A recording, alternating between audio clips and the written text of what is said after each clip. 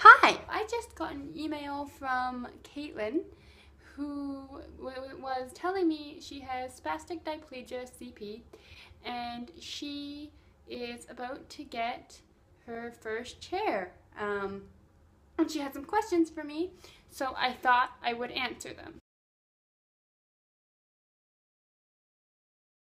Pushing, whether you're having people pushing you or whether you're propelling yourself, that is something where there are several different ways to do it. There are several different ways to do your pushing technique. So when pushing, really you should talk to your OT. I know I don't necessarily push properly. Your OT or PT will be able to tell you like the proper way to do it, and then how you as a person should be doing it. You'll kind of figure it out as you go. What I find is easiest is to do like longer strokes. So if I go back here, when I push forward, and I'm not really doing this in the best place where I can show you, but when I push forward, I am like bringing my entire body down so that you go like right to the bottom of the wheel, and then you kind of coast and slide, and then let the rest of your body up so that your back sort of, your shoulders are perpendicular, and then you go back down again. And like you'll figure it out. But what you don't want to be doing is like these little pushes that will eventually kill your shoulders. So like if you push and push and push and push, like sort of very, like, don't stop your push mid mid rotation, because you're just having to do more work. And maybe I'm a lazy person, but when it comes to pushing my chair, because I'm in it at work and sometimes outside of that, I don't want to be expending as much energy as I as I have pushing, right? But getting a lighter weight chair can help you. Also, what I have on my chair are retractable, like pushtains.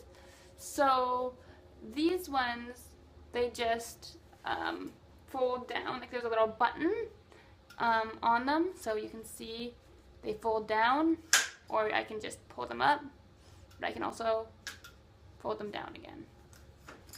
And that I like because I can propel myself. I don't need somebody to necessarily always be helping me. And then it also helps when you are dealing with situations where maybe you're out in public a lot and people are wanting to be so helpful, which is good, but if they're like thinking that you want to go across the street and they're just going to take you there, that might not be so good if you don't want to be going across the street. And so by having them down, people don't have as much to grab onto. So there's something to think about when doing that. But really, you have to kind of, that's something I can't really talk about. There are several YouTube videos.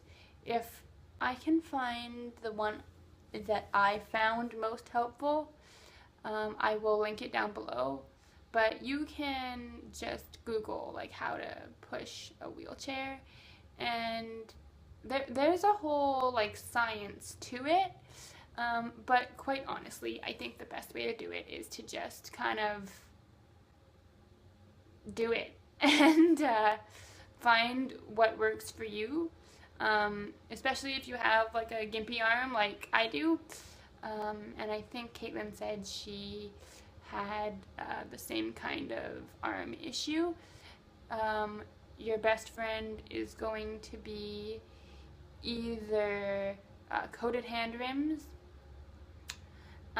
or you can, on some chairs, get like a little, I forget what it's called, but like a little battery pack that would go like underneath the chair, and I think they're only on tie lights though, and I don't know how much they are, but you can get a little battery pack that goes under the chair, and then you kind of would just push like a button that would be like towards the middle of your wheels, and that will allow you to